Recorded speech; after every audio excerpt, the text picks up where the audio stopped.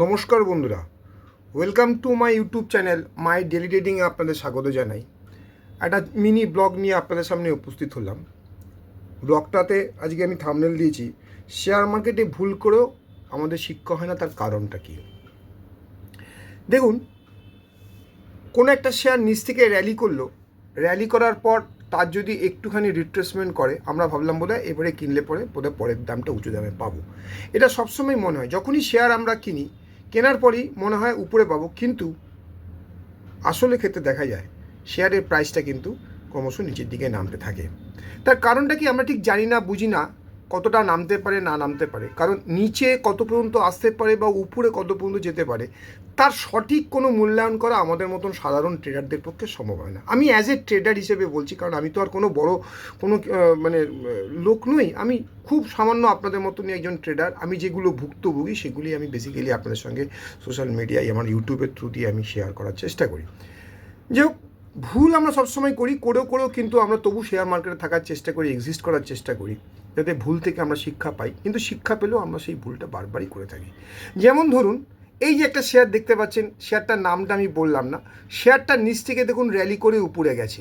উপরে যাওয়ার পর 661, এটা নিচে এসেছিল 308, 308 থেকে 661 গেল। 61 যাওয়ার পরে আমরা কিন্তু কেউ পজিশন কজন বানিয়েছি না বানিয়েছি জানি না, কিন্তু আমার এক বন্ধু সে আজকে ফোন করে বলল, ভাই পজিশানটা বানিয়ে ফেলেছি, কী হবে। সে মালটা পজিশান বানিয়েছিল, ধরুন ছেড়ে দিন, তার কথা ছেড়ে দিন, ধরুন আমরা পজিশানটা বানালাম কোনো সময় না কোনো সময়, ধরুন 640-45, কিন্তু ধরুন এইখান থেকে যে প্রাইস অ্যাকশানটা দেখা যাচ্ছে, একটা জায়গা তো দেখতে পাচ্ছেন প্রাইস অ্যাকশানটা আগের দিনের লোটাকে ক্রস করেছে, করতে পারিনি, কিন্তু আমরা এর মধ্যে পজিশন বানিয়ে নিয়েছি। এই জন্য আমরা সবসময় মনে করি যে আমরা যেই শেয়ার কিনলাম সঙ্গে সঙ্গে পরের দিন পড়ে গেল। আমরা যদি এই জায়গাটাতে শেয়ারটা কিনি এবং তার প্রাইস অ্যাকশান যদি ক্রমশ গ্র্যাজুয়ালি নিচের দিকে হয়, তাহলে আমাদের শেয়ারের দাম অটোমেটিক্যালি পড়বে এবং সেটাকে আমাদের মেনে নিতে হবে, বাস্তব বলে মেনে নিতে হবে। তাহলে আমরা কি করতে পারি? যতই বলি, যতই চিন্তা ভাবনা করি না কেন, সেই ভুল জায়গাতেই আমরা শেয়ারটা কিনে আমরা তার জন্য ওয়েট করে থাকি। এবং যেটা হয় যে মানুষের ধৈর্য, আমাদের মতন সাধারণ যারা অল্প পুঁজি নিয়ে যারা আমরা শেয়ার মার্কেটে নিবেশ করি, অল্প পুঁজিটা সম্পূর্ণ ভাবলাম আজকে কিনলাম কালকে বেচে দেবো, তাই একবারে আমার পুঁজি পুরোটাই ঢুকিয়ে দিলাম, ঢুকিয়ে দিয়ে মালটা কিনলাম, কিন্তু দেখা গেলো গ্র্যাজুয়ালি আস্তে আস্তে আস্তে আস্তে আস্তে সে দেখুন নিচের দিকে নামতে শুরু করলো। আমাদের টেনশান বাড়ে, আমাদের রাতের রক্তচাপ বেড়ে যায়, রাতের ঘুম আমাদের কেড়ে নিয়ে যায়। কিন্তু যদি আমরা একটু জানতে পারি, চিন্তা ভাবনা করি যে এই শেয়ার যেটা কিনলাম যে সেটা কালকে পড়তে পারে, সেই আশা করে যদি তার কিছু সংখ্যক টাকা যদি বাঁচিয়ে রাখি, নিচের লেভেলে কেনার চেষ্টা করি, তাহলে পরে কিন্তু আমাদের একটা জায়গায় এসে অ্যাভারেজ হবে, নিচের দিকে এসে অ্যাভারেজটাকে নিচের দিকে যদি কমাতে পারি, প্রাইসটাকে যদি বাইং প্রাইসটাকে যদি গ্র্যাজুয়ালি নামাতে পারি, তাহলে আমরা শেয়ার থেকে খুব তাড়াতাড়ি নিষ্কৃতি পেতে পারি।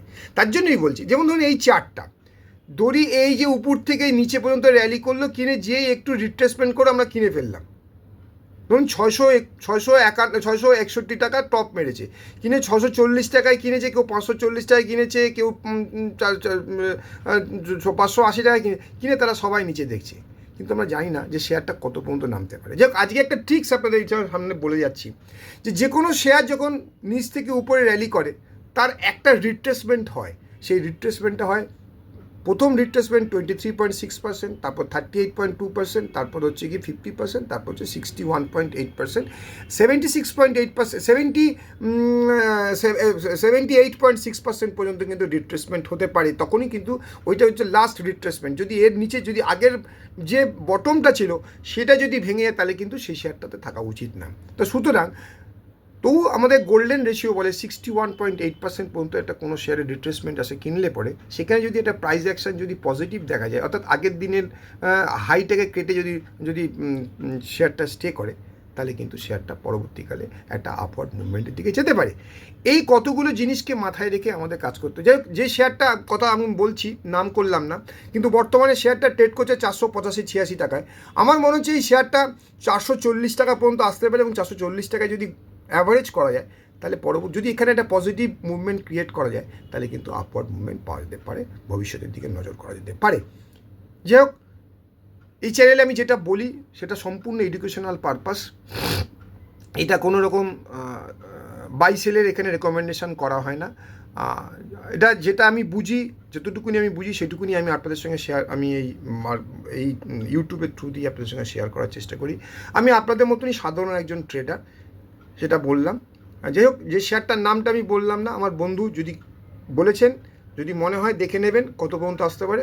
স্টপ লস কিন্তু হচ্ছে এর মোটামুটি ধরে নিতে হবে আপাতত 440-এর নিচে একটা ছোটো থেকে স্টপ লস করে বাই করে উপরের দিকে যাওয়ার সম্ভাবনা থাকতে পারে। যাই হোক, এটা কোনো রকম এডুকেশনাল পারপাস চ্যানেল, এটা এখানে কোনো বাইসেলের রেকমেন্ডেশন আমার থাকে না। আমার কথা অনুসারে যদি কেউ কোনো পজিশন বানান, তার জন্য কোনো যদি লাভ বা লস হয়, আমি বা আমার চ্যানেল তার জন্য দায়ী থাকবো না। যাই হোক, ভিডিওটা এখানেই শেষ করলাম। Tata, bye bye. যদি ভালো লাগে শেয়ার করবেন, লাইক করবেন, সাবস্ক্রাইব করবেন, পরবর্তীকালে যেন আমার ইন্টারেস্ট নিয়ে আপনার সামনে উপস্থিত হতে পারি। টাটা, আজকের মতো বাই বাই।